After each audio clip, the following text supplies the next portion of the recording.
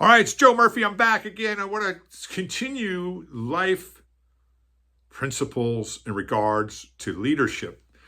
Life principles are the underpinnings of how we see the world, how we react to things, or how we respond to things. In fact, it's like an operating system in a computer.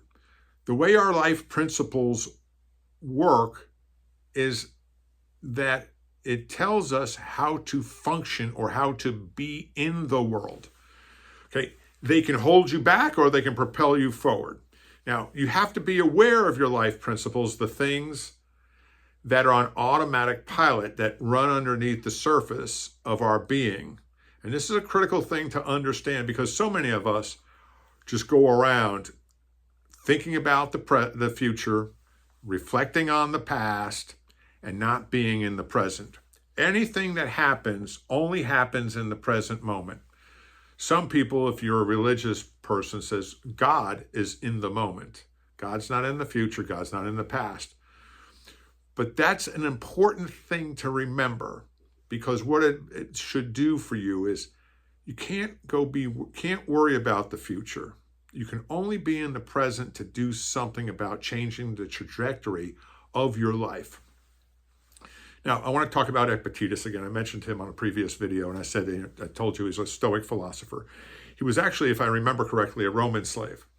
And he said a number of different things. One of my favorite quotes is, and I wrote it up on the board here, and this gets attributed to many different people now. I think 𝗧𝗵𝗵 𝗣𝗀𝗍𝗃 even said something that's very similar to this. But it's not what happens to you. It's how you react. It's how you react or respond to it that matters. It's not what happens to you. It's what you do or how you react or how you respond to what happens to you that matters. And this is a critical factor because what typically happens is we respond to things or react to things based upon our experience. If you can press the giant red button, imaginary red button, and press, and has pause written all over it, pause, and just stop and ask yourself, why am I feeling this way? Because that's usually where it comes up.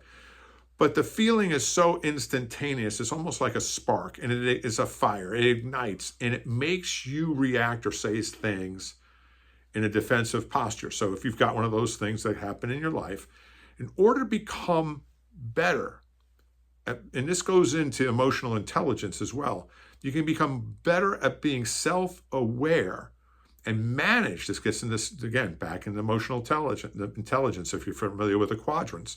Self-awareness, and then manage your emotions, because self-awareness is about identifying and understanding your emotions, but now managing your emotions, and then pressing that pause to see where things are coming from and why you may be reacting to certain events or certain triggers. All right. So somebody asked me in a direct message, am I saying that what we see is distorted? The answer is yes. We never see reality. Okay? We never see it. No matter how hard I say we can remove these spots and get a clean filter, there's always going to be a filter.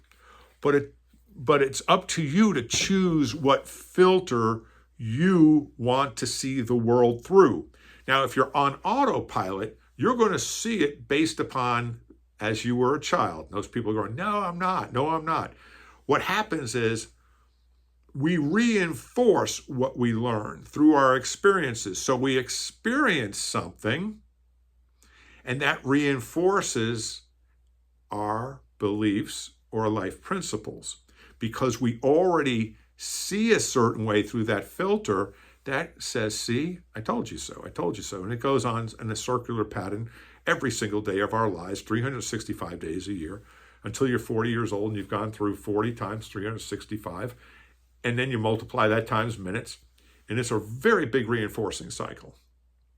So we expect to see things. How we expect to see things or see events is based upon this reinforcing cycle or life principles. and it filters out that reality and brings our expectations into view. So if you walk into a meeting and you expect John to be bad because John was bad before, and he reminds you of something that happened to you and you don't even know it in 3rd grade, or something your father said or your mother said or your brother said, and you heard it over and over in your mind, it's going to bring those expectations into view, and you're going to react or respond or have a twisted face, like when John starts to talk, and he's going to look at you and say, it looks like he's glaring at you, and it's just bringing that into reality. That comes into self-fulfilling prophecy, which I'll get into later. You may be familiar with law of attraction, but these are the things that bring all that that meaning into our lives based upon our experiences, okay? And in turn, our current experiences relate to our past experiences, okay? The present and what we see reinforces our beliefs, which reinforces our expectations, and they filter out this reality. It filters everything out. I can't do something, I can't be something, and this cycle goes on and on forever. Break the cycle. Become more self-aware. Become more present aware, okay?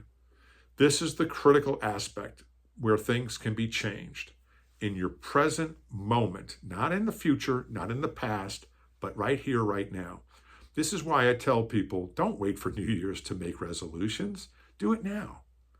Write out what you believe in and what you want to have happen now, and then create affirmations to change your current view of reality.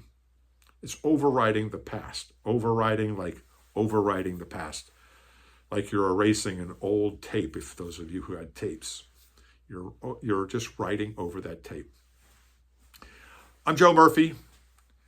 Hopefully this makes sense, because I'm going to get deeper and we're going to start learning how to take our lives and control our lives through rewriting and creating new life principles. Remember, I'm here for your success. Thanks for watching.